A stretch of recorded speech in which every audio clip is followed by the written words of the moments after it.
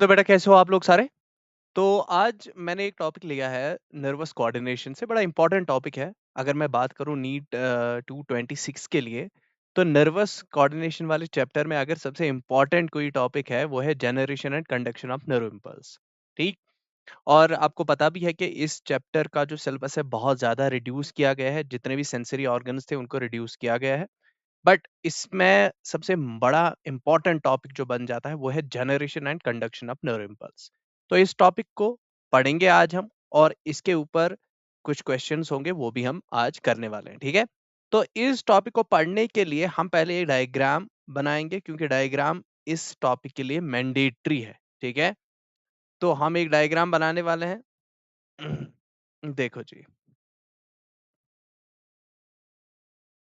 ये मैं एक्सॉन की डायग्राम बनाऊंगा, क्योंकि इस टॉपिक को पढ़ने के लिए मुझे एक्सॉन की डायग्राम मैंडेटरी है।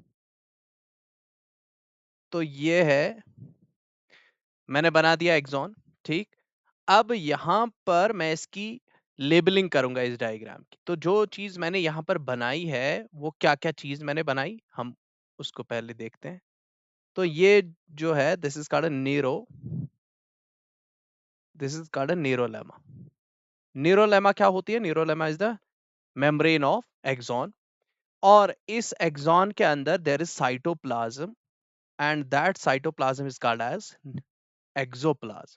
क्योंकि एक्सॉन के अंदर, क्योंकि axon is a part of, ये सेल ही है ना, क्योंकि नर्व सेल का एक one of the part of the nerve cell is axon. तो एक्सॉन के अंदर क्या है? Cytoplasm, and the axo cytoplasm of the axon is called as axoplasm. इसको हम एक्सोप्लाज्म कहते हैं। ठीक? आगे चलेंगे इस डायग्राम में और क्या चीजें हैं। तो हम अब देखेंगे कि इस न्यूरोलेमा और इस एक्सोलेमा में क्या-क्या चीजें हमें जरूरत है इस generation and conduction of neuro impulse के लिए। तो हम कहेंगे कि ये जो न्यूरोलेमा है, ये जो न्यूरॉन की एक्सॉन की मेम्ब्रेन है, इस पर कुछ चैनल्स होते हैं। ठीक है? जैसे कि मैंने यहाँ पर एक चैनल बनाई, this channel is called as sodium potassium channel. ठीक है? ये कौन सी चैनल है? Sodium potassium channel. ठीक? इसी तरीके से एक और चैनल मैं बना देता हूं यहाँ वाले पर। ठीक? इसको मैं बोलूंगा पोटेशियम लीकी चैनल। ठीक है? ये पोटेशियम लीकी चैनल है।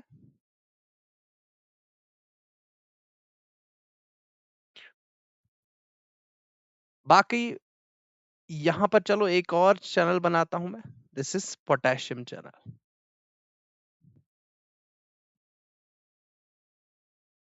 Potassium channel. तो मेरे पास दो चैनल्स मेनली है, sodium ion channel and potassium ion channel. ठीक है?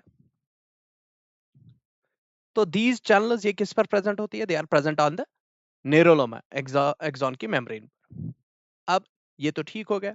अब बात करेंगे एक्सोप्लाज्म की। एक्सोप्लाज्म के अंदर क्या होता है? देखो, एक्सोप्लाज्म के अंदर अगर हम बात करेंगे, तो axoplasm contains what? It contains negatively charged proteins. तो इसमें क्या होते हैं? Negatively charged proteins. उन नेगेटिवली चार्ज्ड प्रोटीन्स को मैं क्या बोलता हूं? उन नेगेटिवली चार्ज्ड प्रोटीन्स को मैं बोलता हूं एक्सोप्लाज्मिक प्रोटीन्स। तो एक्सोप्लाज्मिक प्रोटीन्स क्या है? They are negatively charged proteins, और कहां पर ये लोकेट होते हैं? Inside axoplasm.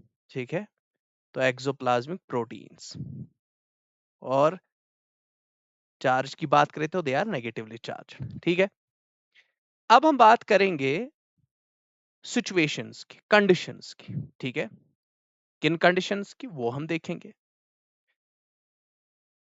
पहली कंडीशन है रेस्ट वाली कंडीशन। एट रेस्ट, जब एक्सॉन को या न्यूरॉन को कोई भी इंपल्स मिलता नहीं है, मतलब कोई भी स्टिमुलस मिलता नहीं। ठीक है? तो उस टाइम क्या हो जाता है? एट रेस्ट, जो न्यूरॉन की मेम्ब्रेन है वो किसके लिए इम्परमेबल है? तो न्यूरॉन की मेम्ब्रेन वो किसके लिए इम्परमेबल है? वो इम्परमेबल है किसके लिए? सोडियम आयन्स के लिए। ठीक है, वो इम्परमेबल किसके लिए है? Impermeable to sodium ions. इसका मतलब क्या हो गया? मतलब सोडियम आयन्स अंदर नहीं आ सकते। कहां से? ये कहां से अंदर आ सकते थे? तो देखो, डायग्राम में एक और चीज बड़ी इंपॉर्टेंट है, वो है कि ये एक्सॉन के बाहर, एक्सॉन की मेम्ब्रेन के बाहर जितना भी ये चीज आ रहा है, मतलब ये वाली चीज, जितनी भी ये चीज आ रही है, this is called extra cellular fluid. तो एक्स्ट्रा सेलुलर फ्लूइड में ऑलवेज क्या होते हैं? इसमें आयन्स होते हैं। Extra cellular fluid contains ions. इसमें क्या होते हैं? इसमें आयन्स होते हैं। तो इसका मतलब न्यूरॉन की membrane at rest, impermeable to sodium ions, इसका मतलब है sodium channel is closed. Sodium channel क्या है? सोडियम चैनल क्लोज्ड है। At rest sodium channel is closed. तो सोडियम चैनल क्लोज्ड है एट रेस्ट, जिसकी वजह से एक्स्ट्रा सेलुलर फ्लूइड में जो सोडियम था वो अंदर नहीं आ सकता है। किसके अंदर नहीं आ सकता है? इस मेम्ब्रेन को क्रॉस करके एक्सोप्लाज्म में नहीं आ सकता है।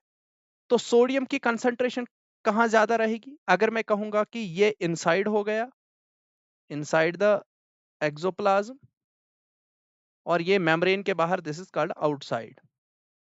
तो आउटसाइड में कौन सा आयन अभी ज्यादा होगा? सोडियम, क्योंकि सोडियम को अंदर आने नहीं दिया गया।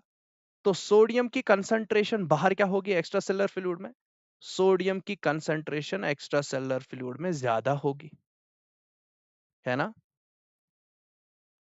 एक्सॉन की मेम्ब्रेन के बाहर ये ज्यादा होगा। ठीक।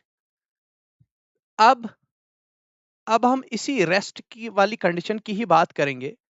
तो रेस्ट वाली कंडीशन पर एक और चीज जरूरी हमें यहां पर बतानी है, वो क्या है कि एट रेस्ट न्यूरॉन की मेम्ब्रेन इज आल्सो इम्परमेबल। किसके लिए? Impermeable to negatively charge proteins.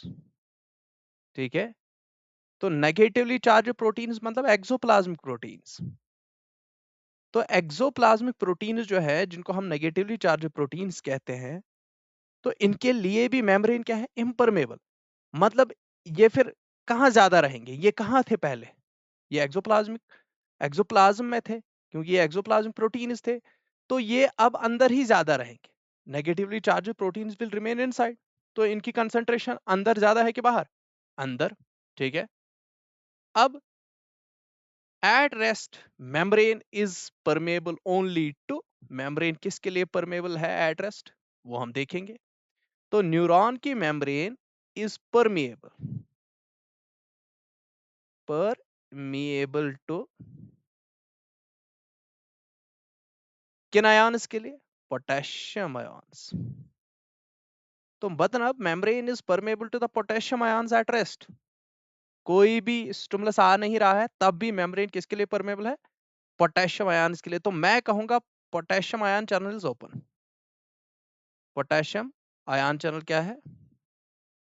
Open, क्योंकि मेम्ब्रेन क्या है? परमेबल। अब इसकी वजह से क्या हो जाएगा? पोटेशियम भी एक्स्ट्रा सेलुलर फ्लूइड में था, तो वो कहां ज्यादा देखने को मिलेगा? वो अंदर देखने को मिलेगा। तो एट रेस्ट एक कंडीशन डेवलप हो जाती है। कौन सी condition? Outside to inside condition. तो मैं यहां पर ड्रा करूंगा क्या? मैं यहां पर ड्रा करूंगा एक लाइन। ठीक। मैं एट रेस्ट वाली कंडीशन को दिखाना चाहूंगा कि एट रेस्ट आउटसाइड और इनसाइड में क्या फर्क है। तो मैं कहूंगा ये एक्सॉन की मेम्ब्रेन है, तो इसके आउटसाइड और इसके इनसाइड, मतलब एक्सोप्लाज्म के साइड, बाहर कौन सा आयन ज्यादा है? आउटसाइड सोडियम ज्यादा, लेकिन इनसाइड क्या होगा? Inside sodium low. Outside Negatively charged proteins come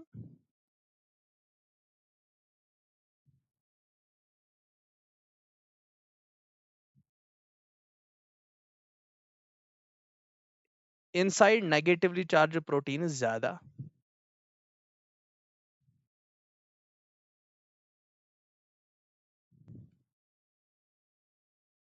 और क्या होगा आउटसाइड? आउटसाइड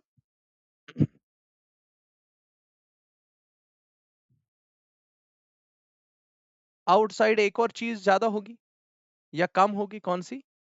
वो हो जाएगी आउटसाइड पोटेशियम आयन्स क्या होंगे? कम. पोटेशियम आयन्स की कंसंट्रेशन कम होगी बाहर, लेकिन इनसाइड पोटेशियम आयन्स की कंसंट्रेशन हाई.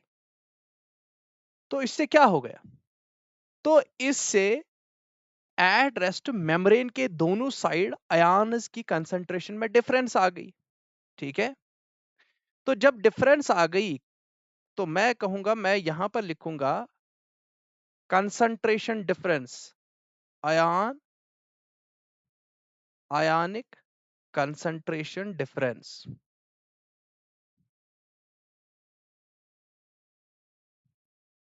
तो दोनों साइड, आउटसाइड कोई आयन ज्यादा है, इनसाइड कोई दूसरा आयन, ठीक है, ज्यादा है. जैसे सोडियम बाहर ज्यादा है, पोटेशियम अंदर ज्यादा है. सोडियम अंदर कम है, वाला पोटेशियम बाहर कम है. नेगेटिवली चार्ज प्रोटीन्स अंदर ज्यादा है, बाहर कम है. तो इससे क्या हो गया? आउटसाइड और इनसाइड ऑफ द मेम्ब्रेन एक कंसंट्रेशन डिफरेंस क्रिएट हो गई. तो ये जो आयनिक कंसंट्रेशन डिफरेंस क्रिएट हो गई, क्रिएटेड, इस आयनिक कंसंट्रेशन डिफरेंस को हम क्या बोलेंगे? We will call it as ionic gradient. हम इसको क्या बोलेंगे? Ionic gradient. ठीक है. आयोनिक ग्रेडियंट बन गया. तो आयोनिक ग्रेडियंट क्या है? ये simply ionic concentration difference create हो गई अक्रॉस द मेम्ब्रेन, है ना? Simple. Across the membrane, that means outside to inside. Across membrane concentration difference क्या होगी? आयोनिक कंसंट्रेशन डिफरेंस क्रिएट होगी, and that is called as ionic gradient. ठीक है. तो आयोनिक ग्रेडियंट की वजह से, इस कंसंट्रेशन डिफरेंस की वजह से, आयोनिक ग्रेडियंट की वजह से, due to the ionic gradient outside to inside, तो पोलैरिटी ऑफ द मेम्ब्रेन देखो क्या हो जाएगा. तो due to the ionic gradient membrane becomes polarised. Membrane क्या हो गई? Polarised state. तो आयोनिक ग्रेडियंट की वजह से मेम्ब्रेन किस स्टेट में आ गई?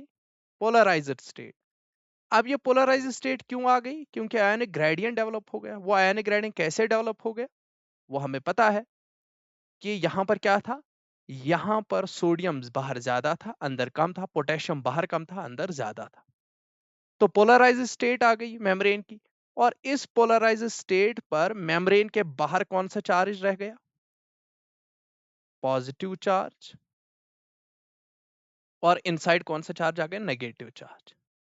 तो at the polarised state, polarity on the membrane, polarity क्या है? बाहर पॉजिटिव, अंदर नेगेटिव. ये किसकी वजह से ये डेवलप हो? बिकॉज ये जो पोलैरिटी डेवलप हो गई, ठीक है, ये किसकी वजह से? Because of the concentration difference in ions outside to inside, ionic gradient की वजह से. फिर मैं आपको बोलूंगा, आप अभी बोलोगे कि सर अंदर भी पॉजिटिव आयन्स है, बाहर भी पॉजिटिव आयन्स, तो ये नेगेटिव कैसे आ गए?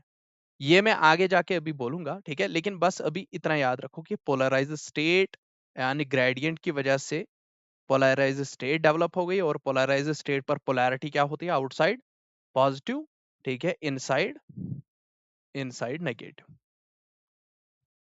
इतनी बात. हम आगे चलेंगे. तो अब मैं डायग्राम पर आ जाऊंगा. तो मैं ये जो एट रेस्ट वाली कंडीशन है, मैं अब अप्लाई करूंगा इस पर. तो आउटसाइड कौन सा चार्ज है हमारे पास अभी? Outside there is negative charge. ये है negative charge. Inside there is negative charge, while as outside there will be positive charge. ठीक है,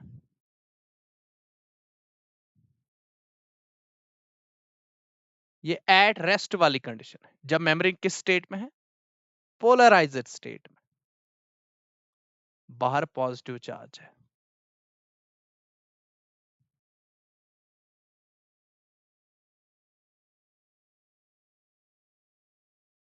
positive positive positive and positive charge, ठीक है, तो बाहर पॉजिटिव, अंदर नेगेटिव चार्ज, ठीक, ये कंडीशन होगी at rest, and this state is called as polarised state.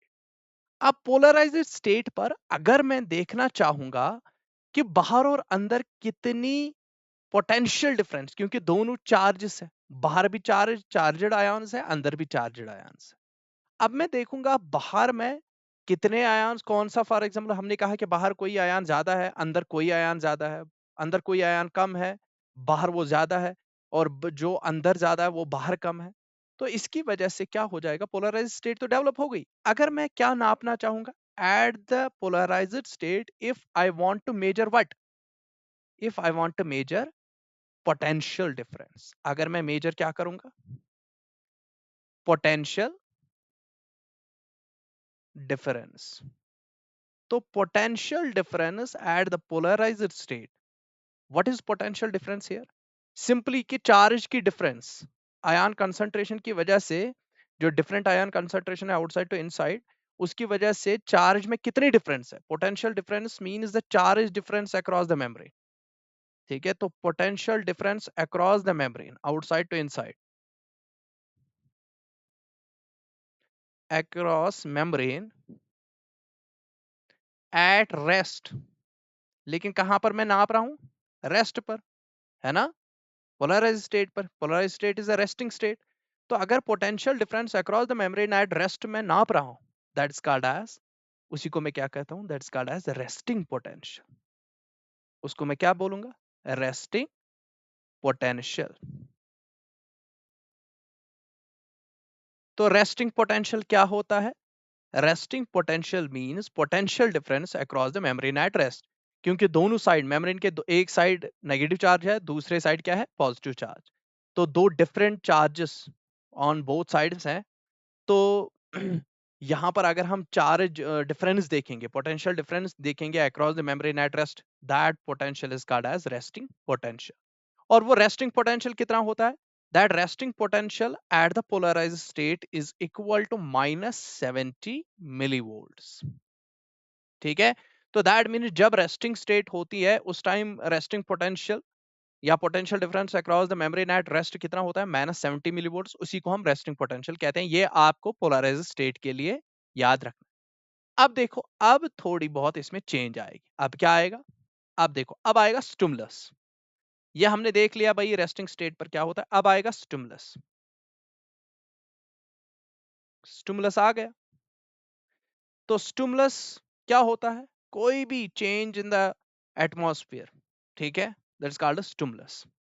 Stimulus आ गया, और ये किस पर आएगा, ये न्यूरॉन पर आएगा, ठीक है, और फिर न्यूरॉन उसको एक्शन पोटेंशियल बनाएगा, है ना, और वो एक्सॉन के थ्रू चलेगा। तो जब स्टिमुलस आया, वो न्यूरॉन की मेम्ब्रेन, दैट मींस एक्सॉन की मेम्ब्रेन के थ्रू ही चला जाएगा फिर। हाँ, अब देखो क्या हो जाएगा, जब स्टिमुलस आया तो अब क्या हो जाएगा, जो हमने कंडीशन दिखाई थी पहले एट रेस्ट, अब वो कंडीशन चेंज होने वाली।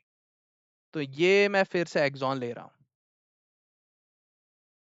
ठीक है, फिर से मैं एक्सॉन ले रहा हूँ, जो रेस्टिंग वाली कंडीशन है, फिर से हम यहाँ पर अब थोड़ा सा उसमें चेंज लाने वाला है। देखो, अब जो ही स्टिमुलस आ गया, ठीक है, अब स्टिमुलस इस न्यूरॉन की मेम्ब्रेन तक आ गया, ठीक है, एक्सॉन की मेम्ब्रेन तक। तो अब क्या हो जाएगा, अब स्टिमुलस के कारण sodium channel will open. Sodium channel क्या हो गई, सोडियम चैनल ओपनस। तो मैं यहां दिखाऊंगा, सोडियम चैनल क्या हो गई, सोडियम चैनल ओपनस आप। तो सोडियम चैनल ओपन हो गई जब स्टिमुलस आ गया। तो बाहर कितना सोडियम था, बहुत ज्यादा सोडियम था, तो वो क्या हो जाएगा, sodium will move inwards, sodium अंदर चला गया।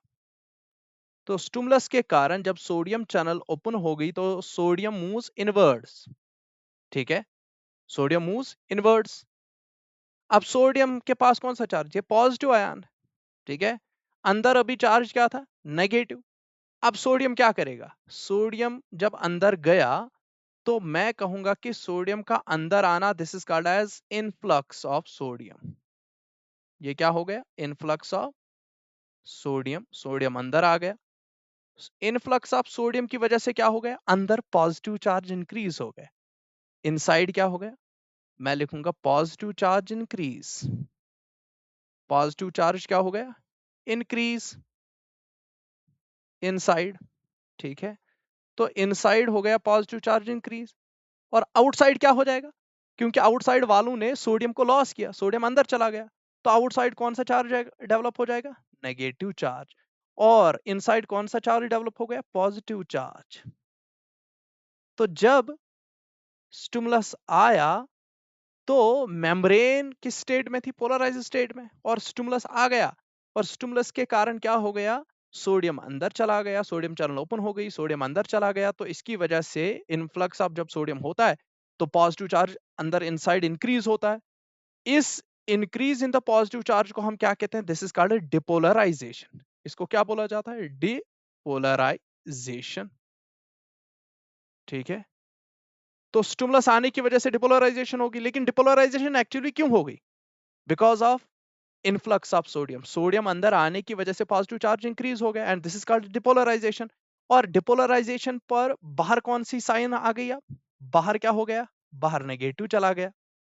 बाहर नेगेटिव हो गया और अंदर कौन सा चार्ज इंक्रीज हो गया? Positive charge. क्यों? क्योंकि सोडियम अंदर चला गया। बाहर वालों से क्या लॉस हो गया? सोडियम, क्योंकि सोडियम तो अंदर आ गया। ठीक है ना, सोडियम अंदर आ गया तो जितना भी सोडियम बाहर था वो अंदर आ गया। इसका मतलब है बाहर से सोडियम अंदर आ गया तो अंदर पॉजिटिव चार्ज इंक्रीज हो गया और बाहर क्या डेवलप हो गया? Negative charge. ठीक है, लेकिन ये स्टिमुलस को मैं कहां पर दिखा रहा हूं? मैं दिखा रहा हूं इसको साइट ए पर, क्योंकि एक्सॉन बहुत लंबा है। तो this site is called as site A. Site A. ठीक है, यहां पर मान लो दिस इज साइट बी। ये है साइट बी जो आप देखते हो एनसीईआरटी के डायग्राम। ये site B of the axon है। ठीक है, ये साइड बी। साइड बी पर अभी भी क्या है? अभी भी बाहर पॉजिटिव है और अंदर अभी भी नेगेटिव है। ठीक है, साइड बी अभी भी किस स्टेट में है? पोलराइज स्टेट में। लेकिन साइट ए पर स्टिमुलस आ गया और साइट ए किस स्टेट में कन्वर्ट होगी? डिपोलराइजेशन स्टेट में, क्योंकि उसका सोडियम इन्फ्लक्स हो गया जिसकी वजह से अंदर पॉजिटिव चार्ज इंक्रीज हो गया। और पॉजिटिव चार्ज इंक्रीज होने की वजह से ही उसी को हम क्या कहते हैं? Depolarisation state. तो डिपोलराइजेशन स्टेट डेवलप हो गई कहां पर? Depolarise state at site A. Site A पर क्या हो गया डेवलप? Depolarisation state. और डिपोलराइजेशन स्टेट पर पोलैरिटी क्या हो गई? पोलैरिटी रिवर्स हो गई। पहले पोलैरिटी क्या थी? बाहर पॉजिटिव था, अंदर नेगेटिव। लेकिन अब पोलैरिटी क्या हो गई? Polarity reversed. रिवर्सड। तो बाहर क्या आ गया? हम कहेंगे बाहर नेगेटिव आ गया और अंदर पॉजिटिव। तो हम दिखाएंगे ऐसे कि जब स्टिमुलस आता है तो आउटसाइड क्या हो गया? आउटसाइड नेगेटिव बन गया। इनसाइड क्या हो गया? इनसाइड पॉजिटिव बन गया। ठीक, पोलैरिटी रिवर्स हो गई and this state is called as depolarisation state. अब अगर इस डिपोलराइजेशन स्टेट पर मैं आयन की डिफरेंस देख लूं कि आउटसाइड और इनसाइड में पोटेंशियल डिफरेंस कितनी है। ठीक है, तो एट द डिपोलराइजेशन स्टेट अगर मैं क्या नापूंगा? If I have to measure what, अगर मुझे मेजर करना है पोटेंशियल, तो मैं कहूंगा potential difference at depolarisation state. अगर मैं पोटेंशियल डिफरेंस देखना चाहूंगा एट डिपोलराइजेशन स्टेट, उसी पोटेंशियल डिफरेंस को हम क्या बोलते हैं? That's called as action potential. उसको हम क्या बोलते हैं? That potential is called as action potential. तो वही क्या होता है? Action potential. जो रेस्ट पर हमने पोटेंशियल डिफरेंस कहा था वो क्या था? That was resting potential. लेकिन अब मैंने पोटेंशियल कहां पर निकाला? At the depolarisation state, and that potential is called as action potential. और एक्शन पोटेंशियल का मैग्नीट्यूड कितना हुआ होगा? +46। तो दैट मीन्स रेस्टिंग पोटेंशियल किस में चेंज हो गया? एक्शन पोटेंशियल में। ये तब चेंज हो जाएगा जब स्टिमुलस उस लेवल तक आएगा। मतलब थ्रेशोल्ड स्टिमुलस होता है, एक स्टिमुलस होता है कि मैं अप टू -70 मिली वोल्ट्स का अगर स्टिमुलस दे दूं तो उससे कुछ नहीं हो जाएगा। मुझे -70 मिली वोल्ट से ज्यादा स्टिमुलस देना है, थ्रेशोल्ड स्टिमुलस से ज्यादा, ताकि एक्शन पोटेंशियल जनरेट हो जाए। और एक्शन पोटेंशियल कब जनरेट होता है? जब मेम्ब्रेन किस स्टेट में आती है? डिपोलराइजेशन स्टेट पर। उस टाइम अंदर कौन सा चार्ज डेवलप होता है? Positive charge. किसकी वजह से डेवलप होता है? इन्फ्लक्स ऑफ सोडियम की वजह से। ठीक है, तो एक्शन पोटेंशियल जनरेट हो गया। तो ये था जनरेशन ऑफ इंपल्स। इसी एक्शन पोटेंशियल को हम क्या कहेंगे? इस एक्शन पोटेंशियल को हम क्या कहेंगे? This action potential is called as nerve impulse. इसी को क्या बोला जाता है? Nerve impulse. तो नर्व इंपल्स क्या है? ये एक एक्शन पोटेंशियल। तो ये तो जनरेट हो गया, हमने पढ़ लिया जनरेशन ऑफ एक्शन पोटेंशियल। अब हमें कंडक्शन भी पढ़ना है। अब देखो कंडक्शन क्या है? Conduction is simply what? Flow of charge. अब पॉजिटिव, क्योंकि साइट ए क्या होगी? साइट ए डिपोलराइजेशन होगी। साइट ए पर अंदर पॉजिटिव, बाहर नेगेटिव। अब क्या हो जाएगा? अब चार्ज का फ्लो हो जाएगा। अंदर से साइट ए से charge will flow towards the site B. ठीक है, चार्ज, पॉजिटिव चार्ज फ्लो। और बाहर से क्या हो जाएगा? The charge will flow from site B to site A. ठीक है, now this flow of charge from site A to B inside और outside, from B to A, तो this is called as conduction. इसको हम क्या बोलते हैं? Conduction. Conduction of nerve impulse. अब देखो, जो ही साइट ए डिपोलराइज हो जाती है, लेकिन कोई भी मेम्ब्रेन नहीं चाहेगी कि मैं हमेशा किस स्टेट में रहूं, मतलब अनस्टेबल स्टेट में। तो ये डिपोलराइजेशन स्टेट न्यूरॉन के लिए क्या है? Unstable state. तो साइट ए पर डिपोलराइजेशन हो गई, तो यहां पर ये अनस्टेबिलिटी आ गई, तो वापस ये क्या करना चाहेगा? तो ये डिपोलराइजेशन स्टेट को वापस किस में कन्वर्ट करना चाहेगा? वापस कन्वर्ट करना चाहेगा इनटू पोलराइज्ड स्टेट। तो डिपोलराइजेशन स्टेट वापस किस में कन्वर्ट हो जाएगी? डिपोलराइजेशन स्टेट साइट ए पर किस में कन्वर्ट हो जाती है? वापस पोलराइजेशन। तो दैट इज कॉल्ड रिपोलराइजेशन। तो डिपोलराइजेशन के बाद क्या हो जाएगी? रिपोलराइजेशन, वापस back to the polarised state. और रिपोलराइजेशन होने के लिए, वापस डिपोलराइजेशन स्टेट में आने के लिए पहले क्या हो जाएगा? तो रिपोलराइजेशन के लिए पहले फर्स्ट क्या हो जाएगा? पहले पोटेशियम। ठीक है, पोटेशियम इफ्लक्स। मेम्ब्रेन किसके लिए परमेबल हो जाएगी इस टाइम? पोटेशियम के लिए। पोटेशियम क्या निकलेगा? बाहर। तो रिपोलराइजेशन के लिए हो जाएगा पहले पोटेशियम बाहर निकलेगा। और जब पोटेशियम बाहर निकलेगा तो उसके बाद क्या हो जाएगा? उसके बाद ही रिपोलराइजेशन हो जाएगी। कैसे? देखो, उसके बाद क्या हो जाएगा? Then sodium potassium pump. Sodium potassium pump कहां पर हो जाएगा? ये साइट ए पर। ठीक है, followed by sodium potassium pump. तो पहले सोडियम का इफ्लक्स हो जाएगा, पहले सोडियम बाहर निकलेगा साइट ए पर, क्योंकि स्टिमुलस ज्यादा देर तक टिकेगा नहीं। तो फिर उसके बाद क्या हो जाएगा? पहले सोडियम का पहले पोटेशियम का इफ्लक्स हो जाएगा, पहले पोटेशियम बाहर निकलेगा। अगर पोटेशियम बाहर निकला तो मेम्ब्रेन रिपोलराइजेशन में नहीं आ पाएगी। तो फिर इस चीज को वापस करने के लिए क्या हो जाएगा? पहले पोटेशियम इफ्लक्स होता है, उसके बाद क्या चलता है? उसके बाद चलता है sodium potassium pump. Sodium potassium pump में क्या हो जाता है? 3 सोडियम बाहर निकलेंगे, 3 पॉजिटिव चार्ज बाहर निकल गए। और अंदर कितने पॉजिटिव चार्ज वापस जाएंगे? अंदर 2 पोटेशियम, 2 पॉजिटिव चार्ज वापस जाएंगे। ठीक है, तो सोडियम पोटेशियम पंप चल गया in order to bring the site state A back to polarised state. That means polarised state को कौन मेंटेन करता है? हम कहेंगे